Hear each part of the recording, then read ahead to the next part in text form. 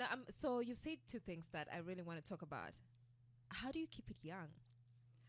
Okay, so I'm also an avid animal health, animal welfare activist. Yeah. So I spend most of my time with cats and dogs. So I feel like the animal energy is so pure, and that's where I decompress. That's where I get most of my energy from. They just keep you youthful. Hawana maneno kama watu. People can be quite draining, but Oh. animals, just pure. Oh, so it's actually good to spend time with animals. Yes, I'm nature. a cat person. Oh, see, there you go. You Yeah. look young too. And you look young. The only- yes. Thank you. Yes. Emmanuel, hint. Okay. Cat, dog. Si pia mi nakaa 20 hata. Okay, we do accept.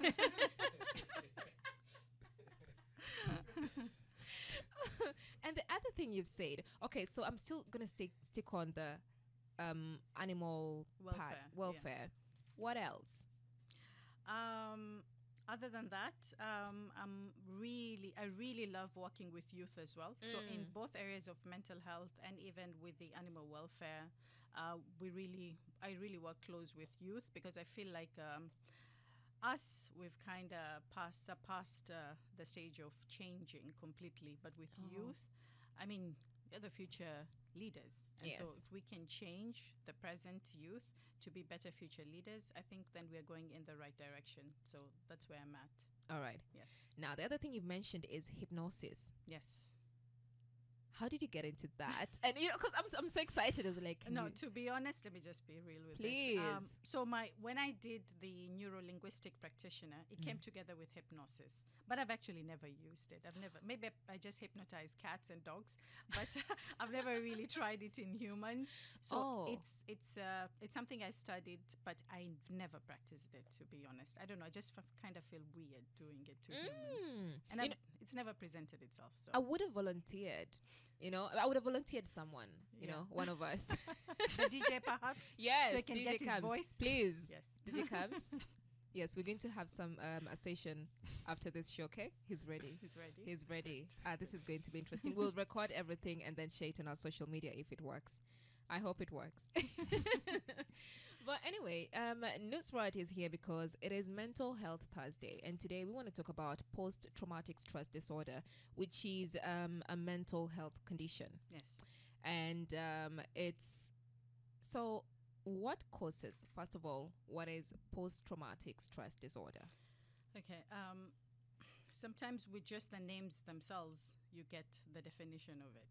And post-traumatic stress disorder is any traumatic experience you've had in the past that results in you feeling the stress factors that are beyond your normal capacity. Yeah. That's just in layman word, that's it. So it's a mental health condition that is developed after a traumatic experience, or you thinking you are in a traumatic experience, basically. Okay. What are some of these traumatic experiences? Would you give example? Okay, so post-traumatic stress disorder was initially known as shell shock, and it was developed during the First World War. Yes. When the war was over and the veterans were returning back from war, and people realized they're not the same, and they just combined that to shell shock, and said they're experiencing shell shock and they're not themselves anymore. And then over the years, it was when it was coined as post-traumatic stress disorder, because it was seen that it just doesn't happen to veterans. It's not just a result of war, yes, but it can be as a result of child abuse, it can be as a result of rape, it can be a result of GBV, it can be a result as simply as accident that has happened to you, a traumatic surgery experience. It could also be, natural disaster, like we've had floodings, post-election violence. So anything that puts you in a continuous mode of stress and inability to live your normal life is considered as post PTSD. How do I know that I'm experiencing PTSD? Like I said, if you have the inability to function normally, your normal daily activities, you can't relate to those you're close to the same way. You can't maintain a job. You're always hyper vigilant. You're worried for your safety. you're really overly stressed out, like nothing is normal. What you considered normal before is no longer normal, then it is a sign that you're going to post-traumatic stress disorder, including intrusive thoughts, which most people really ignore.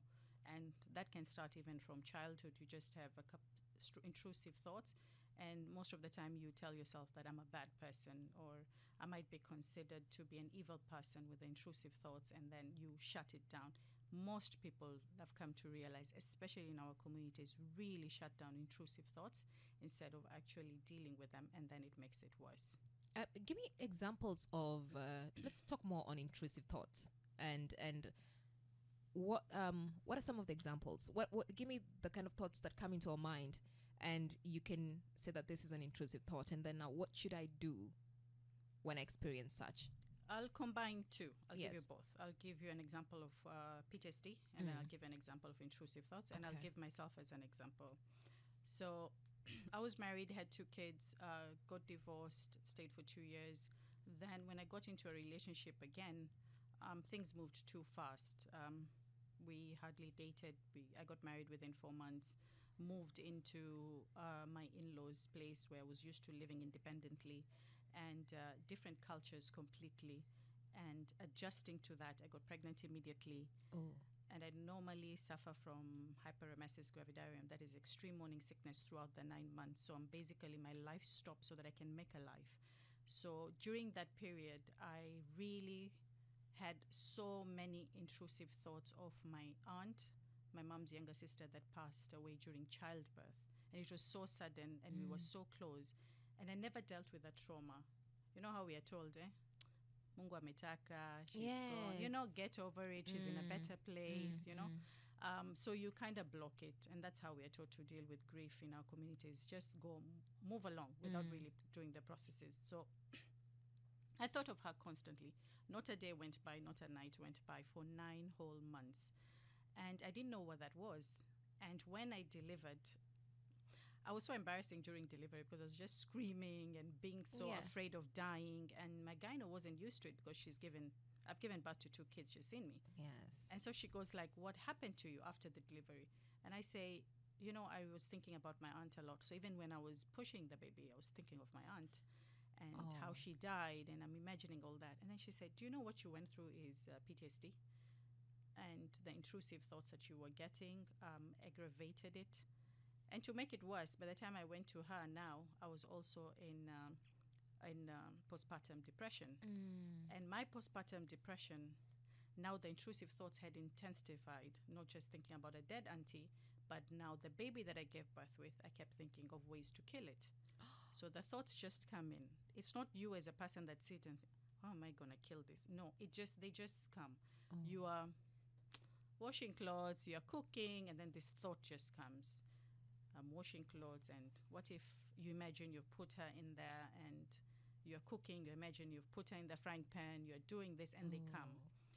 And because by then I had already done psychology, I knew what was happening to me. Yes. And I said, okay, this is now bad.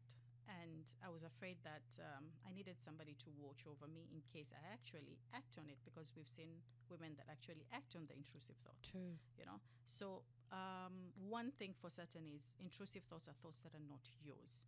They're thoughts that creep in. That's why they're called intrusive. They intrude in your mind, you know. And when they manifest, and the more you ignore intrusive thoughts, the more they reinforce, because it is your mind telling you, we have a problem, can we deal with it? That's what basically intrusive thoughts are telling you, you know.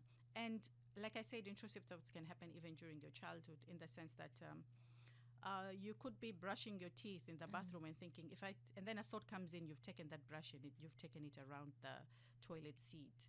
You could be sitting, driving, and then imagining yourself hitting a tree. You get like these thoughts just come, and you imagine scenarios come into your mind. So that is intrusive thoughts. And the best thing to deal with intrusive thoughts is to actually listen to intrusive thoughts, observe them, acknowledge them, and say, I'm having these thoughts. This is not me. And talking to your mind and being like, what's going on with us? Why are we having intrusive thoughts? There's always a root cause for intrusive thoughts, and that is your trauma. And once you acknowledge, I have the trauma, and you go through dealing with it, that's the best thing. So how did you deal with yours? First, I did inform my family. You see, my personality is also different. Yeah. I don't care what people think of me. So that helped. But Good. if I was a person that had anxiety, a person that cares what people think of me, and I was worried that they might take the kid from me, then I would keep it to myself. That's what most women do normally. They're afraid of being called witches. They're afraid of being called crazy. They're afraid of being taken to asylum instead of receiving the help that they need. you know? Yes. So for me, I actually told the family that this is what's going on with me. And then I took myself to therapy, and I said, I went and sought therapy on how to work on it. And my therapist, of course, checked if I needed any medication or I could deal with it by myself. And just the therapy process was essential. And of course, the support system at home is very important, because if you're going through a mental stressor, the best thing is now for most of the burden of your work or your responsibilities to be taken on by family, and family giving you that space for you to go through whatever you're going through mentally and to Yes. recover from it. Yeah. Oh wow. Because we have intrusive thoughts, but you see, we shut it down. Yes. And you're right when you say we block it. We block it. Yeah. But then when they overpower us, it's too late, right? Yeah. Because somebody might end up doing something that they didn't actually intend to do. Yes. So you've talked about seeking therapy. There are people who cannot afford it. A lot of people cannot afford it. Yeah. What's the other way? There has to be a different way, because I know people. If I know mentally what I do is, if I have a thought that's not really, I'll block it out and either say something to just shut it down, and say, this is not who I am. Yeah. This is not me, and then revert to, I am this and I'm this and I'm this. What's the best way to deal with it if I cannot afford therapy? To be honest, you can also say I can't afford surgery. I can't afford, if I'm sick, I can't afford to go to the hospital for physical illnesses. I think we just don't prioritize our minds. We don't see them as an extension of our physical bodies. Why am I struggling talking? I need water. There's Sorry. water. Sip, sip. Yeah, I'm talking to Nusrat Mohammed. She's a certified psychotherapist and mindset coach. So, Yeah. So I feel like we need to prioritize that. I know we kind of look at it as a new thing, a new phenomenon, and people say, mental health, like it's nonsense. You can always just be able to take care of yourself. But just like when you have a migraine, you need to take medicine for it. If you have a stomach ache, if you have a viral infection, a bacterial infection, you take care of it. So same with your mind. And in fact, the mind is the most important aspect of us, because your mind controls your life 100%. Your mind controls whether you will work out for your own benefit. Your mind controls whether you will have healthy relationships. Your mind controls whether you will study, pass that exam, get the job that you want. Your mind determines your entire life, including when you go to the hospital and you psych yourself. When you get that injection, it's not going to hurt. It's not going to hurt. It doesn't hurt. it doesn't hurt. Once you say you are going to feel it, like all your neurons are directed to that one single tiny spot, and you Yeah. feel it, isn't it? Yeah. You intensely feel it, Yeah. And so it's this. I don't know why we don't consider it very important. I think it's because it's invisible. Yeah. You can see your arm, you can see your whole body, but you can't see your mind. And so we tend to really, unfortunately, dismiss it a lot because it's not right in our faces. But if we actually look at it and say, our mind has always been there. From a child growing up, ukicheza, you talk to yourself. Yeah? Yes. When you need to do something, you psych yourself, isn't it? Who are you talking to? Who are you psyching? Me.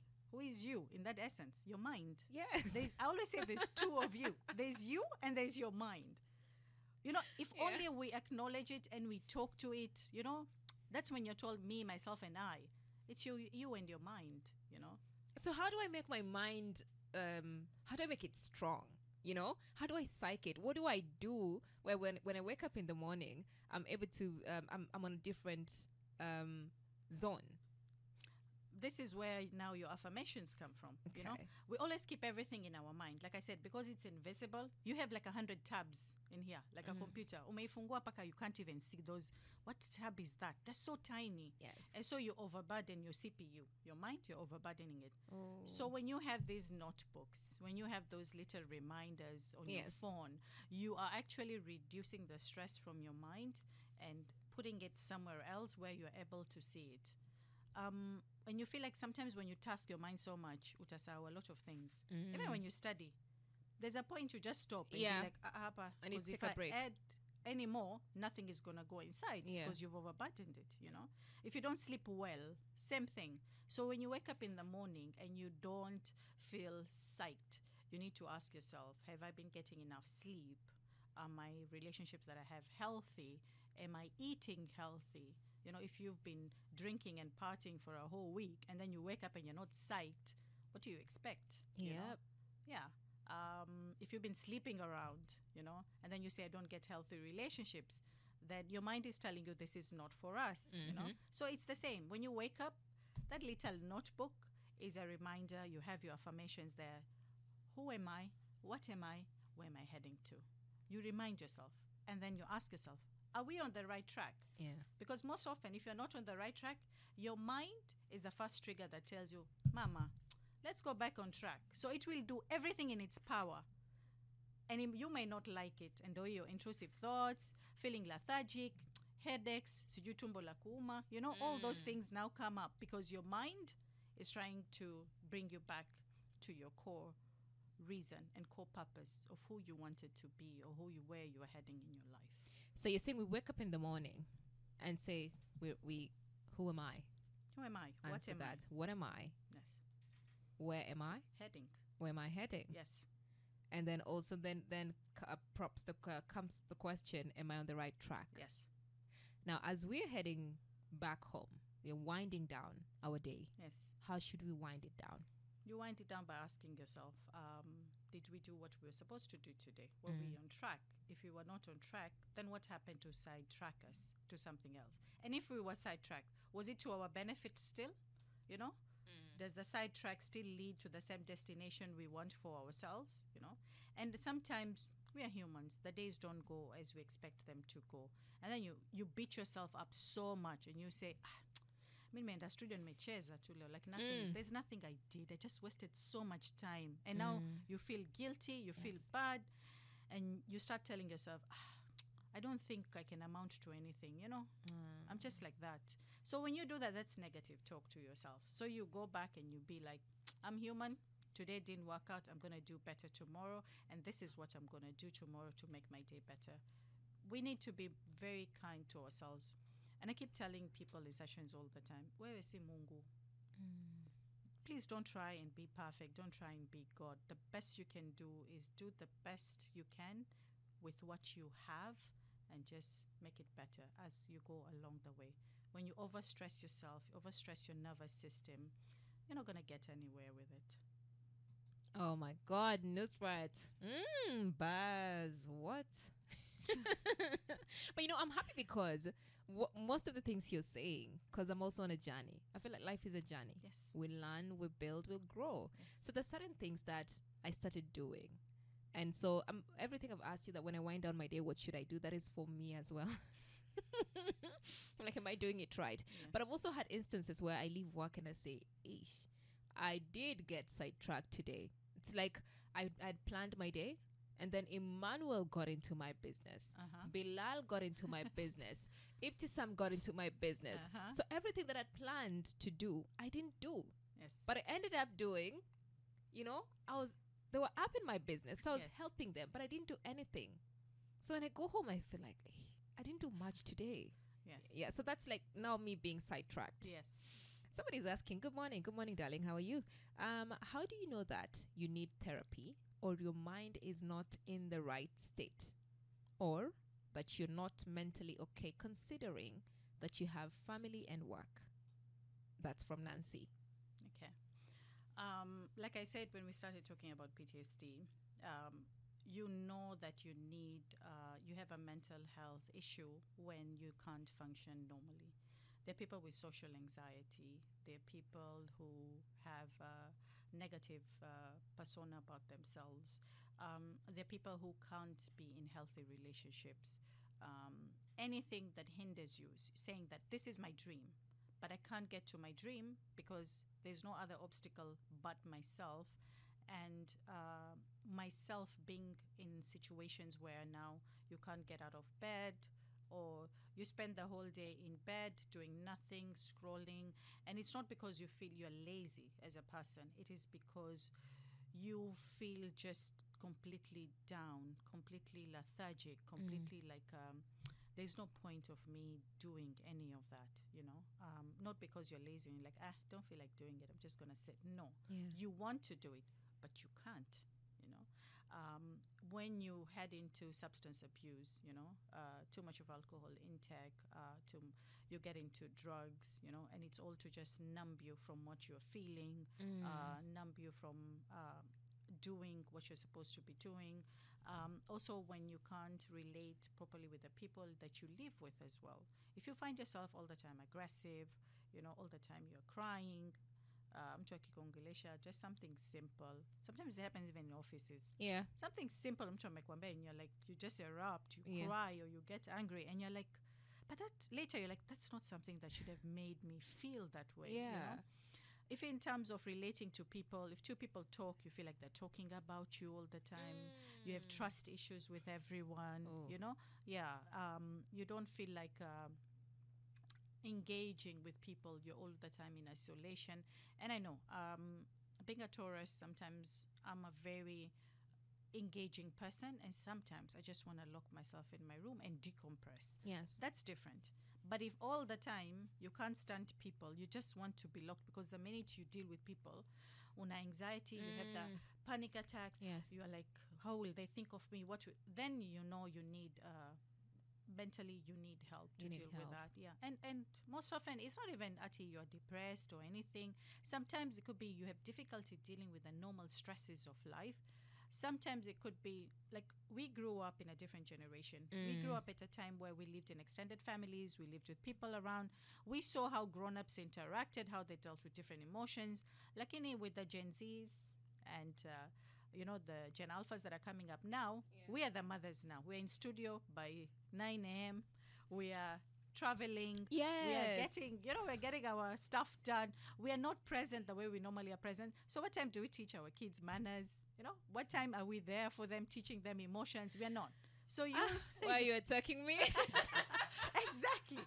But, you know, it's reality. Like, so we are not there. So these generations that are there now, the Gen Zs that are there now, and the upcoming generations, most of the time they find difficulty in navigating emotions, navigating normal stresses of life, because no one was there to guide them.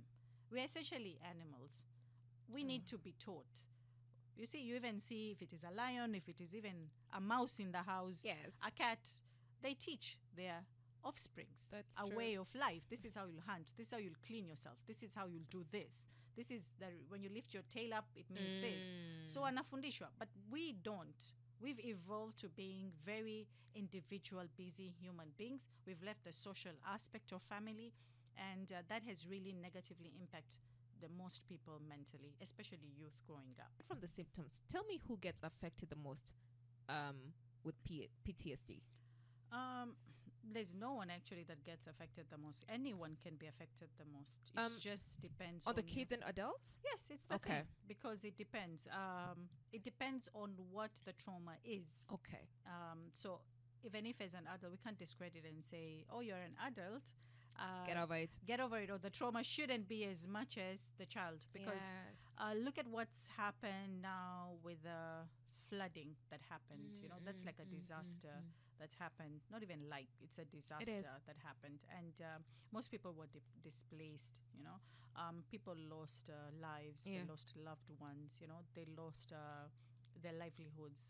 If it's farms that were flooded, if it is homes that were flooded, they lost assets, they lost a way of living. And if you look at just that, would you say that kids who are more affected No, than adults? everybody. Everybody. Yeah. In fact, kids can be more resilient in this situation and be like, we didn't go to school. We haven't been in school for like, oh my God, it was flooding, it was Yeah. this. They'll find it more adventurous. Yeah. And that's their resilience in their mind. It's not yet corrupted. Yeah. They see beauty most of the time in things adults would find very stressful, and so in that essence everyone was affected. An adult could have reacted the same way as a child in a situation in disaster trauma response. When you look at in terms of veterans, they're the ones who've gone to war, so they experience it even more. But then a child in a war-torn area, would they experience any less than the veteran? So I feel No. like it is an individual thing regardless of your age, Yes. on what your trauma was and how you even perceived it and how you went through it.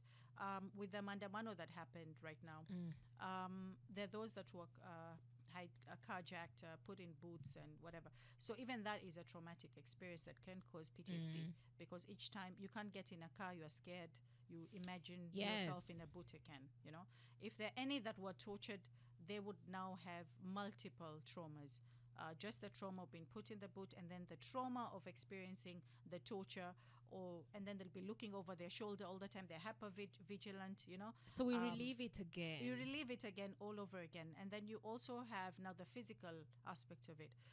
You can feel chills, you can feel headaches, you can Yeah. feel your tummy aching, and you can feel your whole body, the sensation of it, like as if you are feverish. So a lot manifests. It's not just the mental symptoms, it is also the physical symptoms that can manifest due to trauma. So it's not whether it's an adult or a child, it's Yeah. just who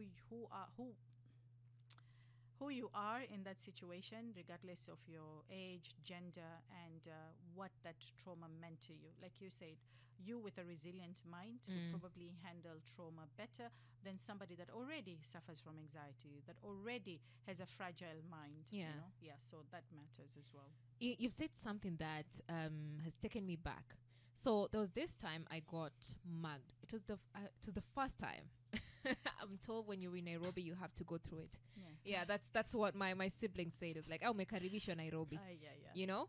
So on my way home, I think at around, and it was actually during COVID. So people used to go home a bit early. Yeah. Now being in this industry, at times you tend to leave work a bit late. So when I got dropped off and I was just walking to the house, it wasn't so far from where I got dropped off. There are two guys who followed me.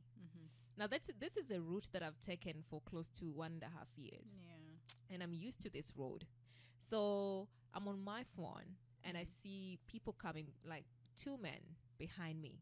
So I'm on my phone and I'm talking to my sister and I say, the people behind me, and I don't know what I should do. Should I walk faster? Should I? Yeah. Then a part of me told me to slow down, because I mean, even if I wanted to run, I wouldn't. Yes. So I said maybe I slow down so that they may pass. Yes. But in slowing down, they caught up with me. One of them put his arm around my neck, and the other one came to, and you see there were punches, and so I was scared. I didn't know what to do. Yeah. So the other one said, drop your bag, drop your phone, and I did that. But now what I didn't do was I didn't stay quiet. So I was screaming.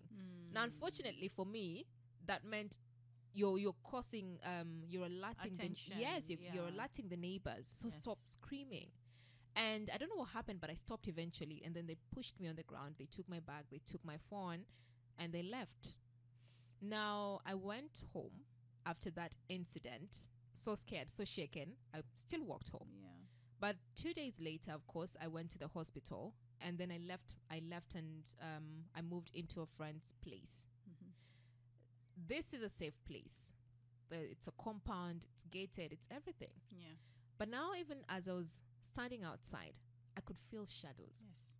I could feel like there's somebody right here. Yeah. And in that moment, that is a week later, I'm standing outside the veranda, and I'm screaming because I felt like somebody was here. Yeah. Now, to this date, anytime I walk, I look behind me. I keep checking, and I don't allow anybody to get too close. Yeah. Is that something that, You're hyper vigilant. oh, Yes. Yes, I am. Yeah. But you can also look at it as in it's happened to you and now you're being cautious. Um, for such a scenario never to happen to you again, you Mm. know. And that's exactly the example of PTSD that you went through. Oh. Yeah. Yeah. Oh, so I've So, actually gone through it. yes, you've actually gone through it. You've actually gone through it. And like I said, you having a very resilient mind, you're Yeah. able to overcome it. And I want to say this, you can't cure it. You don't cure PTSD. Most mental conditions you don't cure, you manage. Okay. You manage. And this is the mistake most people make. They want to eradicate. You can't eradicate what was a part of you. You cannot erase your trauma. You cannot say it never happened because it happened, Mm.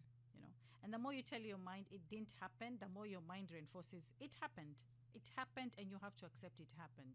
And once you accept it's happened, how are we protecting ourselves from not happen from such a thing ever happening again? Mm. And so this now we delve into positive coping mechanism and negative coping mechanism of what happens to you during after trauma, you know. And so for you, you were able to overcome it. So you need to tell us what steps did you take? Like what happened in your mind for you not to be terrified? Because someone else, trust me, Mm. wouldn't even be able to get out of the house. I mean, I still am. Like right now, I don't get home late. If I know I'm gonna get home late, I'll use a cab. Yes. And even in the morning, every single time I keep looking over my shoulders. I'm like, who's that? Yeah. Who's there? You know? Yeah. Yeah. And at times I have these tendencies where I feel like if I'm heading home and it's a bit dark, something tells me maybe just start screaming like a mad woman and run. It will scare them off. So, You're definitely hyper vigilant. But then you need to ask yourself, what are the extremes? exactly. You know, what are the extremes? And then What tell are your the- mind, ay, yeah, pasasa, we've gone too far. You know? So if you can put your mind in check, then you do. But some people can't. How does Um, one put their mind in check? Like I said, yours is resilient. But then if you don't have a resilient mind, then that's what I say therapy comes into place. Okay. Because once you go to therapy is when they give you the tools to be resilient. yes. They give you the tools to deal with the triggers. By the way, it could be just like the sound of those two men. You met somebody in studio with that sound and it brings you Yes. back there. Or the scent, they had a certain perfume. And you start dating Ooh. somebody with that same perfume. End and of you're relationship. Like off. Yeah. So even you're taught how to manage your triggers. And that's why I go back and say that. You can't say therapy is expensive because there are places therapy is given out for free. Those that are students in unis, the counselor's office is for free. You can Oh, get yeah, that's therapy true. there as well for the youth, so there's no excuse. With schools as well, if you ask, usually a therapist is brought. I don't know with county schools and how it works, but with private schools, there's always a counselor available. There's so many organizations that also offer free therapy, you know, for such things. So there's no excuse of saying therapy is expensive, I can't go for therapy. There are people who offer it for free. I started offering it for free for a very long time. Yeah. And then I started charging 500, kidok tokok, just going up. And still, until now, I still vet somebody that is in need and offer them for free. Be Yeah. like, I'm going to do this to you for free, you know. So it's the same. There are other counselors that do the same. It's a combination. It's a way of, it's changing your life. It's both mind, body, and soul connections, you know. So for you, it could be, it's your meditation that has helped. It could be spending time in nature that has helped. Yeah. Yeah. I think it's the exercise and the running and You the see? journaling and yeah. I think those three Mindfulness. things. Yes. Yes. Yeah. So all that. So for somebody with a resilient mind, definitely. For somebody with mental disorders, now you've gone into personality disorders. You've gone into anxiety. You've gone into generalized depression and all that. Then you definitely need to seek help for those. You can't just deal with them and wing it by yourself. Nikama, like you have cancer and now you're trying to just have Yeah. paracetamol to cure it. It's not possible. You get worse. And now you spend more money than money you would have spent when it was just something Oh. small. That's true. And you ruin your life because you won't be able to keep up a job. If you say, let's say, whatever happened to you, say, I'll never work a night shift. I will never do this. Yeah, I will never go out with my friends at night. I will never. So those I'll never, making you now not live the life you've actually wanted to live for yourself. Yeah. And they become detrimental to your life. Oh wow. Yeah. There's a question here. I have a friend whose father since the time he left the army, he has been a drunkard. He has tried rehabilitation, but it's not working. He has even lost his family because he is too violent. How can we assist this person? And this is the mistake we make, even with drug rehabilitation. You know what we do? We take that drug addict, we take him to rehab, and then after rehab, he comes back to the same environment, to the same problems. What's the point? You know? Unless you change the environment, you change the problems affecting him to get into that mindset of drug addiction or substance abuse. Nothing will ever change. You're just doing zero work. So for such a case, it's not just, it's therapy combined with medication, combined with a lifestyle change. And as a family support system is actually understanding who the person was before they went to war, and when they've come back, it's a veteran, isn't it? Yes. And once they've come back, there's a lot. They've been through a lot of trauma, and they need a lot of work. And it's not 6 months. It could be even it's continuously for the rest of their lives. They need that guidance and help, but also lifestyle change. Most of the people that come back from war, they have nothing to fall back to.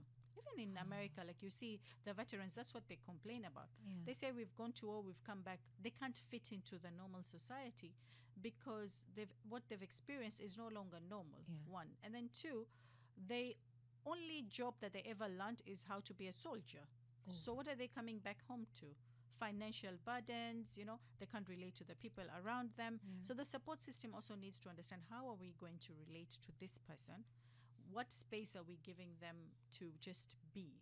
And then also combining the therapy, the medication from the psychiatrist, the other mindfulness activities that you mentioned also that he gets into, and just being there for them. Sometimes they want to talk about their stories and where they're from. They want to not really relive the experience, but just take it out, and you just listen to that, and you appreciate them, and you encourage them, and you tell them, what you went through, we get it, it's tough, it's whatever, we are here for you. And you keep being there unconditionally, without setting time limits. Come out, boy, between now and then you're not better. Then this is it. Also that, how do we talk to those people in our homes? How do we relate to them also matters. Are we really encouraging them? They can see even in our actions, because you could be telling me, we give you time to heal, but then you're like, these bills, who is going to pay them? This. You're indirectly telling me I'm useless in this house and I'm a burden in this house, So, and then again, we still go back to the person themselves. For anything to work, you have to want it yourself. You can be given everything, all the tools to work, but if you yourself don't make the effort, if everyone around you is making the effort, then you can't be helped, because you have to help yourself in order for help being given to you to be accepted. Thank you so much, Nusrat. It's so good talking to you. And yes, you're coming back. We do want you back, man. We do want you back. As we went up, how can people find you online? I know that people are listening and maybe they want to reach out. Okay, I am on Instagram, Real with Nusrat. Real as in REEL, not real as in I'm not that cocky. It's not. It's not really Ukweli. It's real. REEL. Yes. With Nusrat. And for me, when I started that, it was reels of our lives. Like cinema, that reel that goes. Yes. Yeah. So it's just like how our lives are, and each person has a different reel, of our lives. So that's why I started. So it's just Reel with Nusrat. You'll find me there. But if they search Nusrat Mohammed, I think it just comes up. There are very few Nusrats in Mombasa. Yes, right, Ibtisam? She says yes.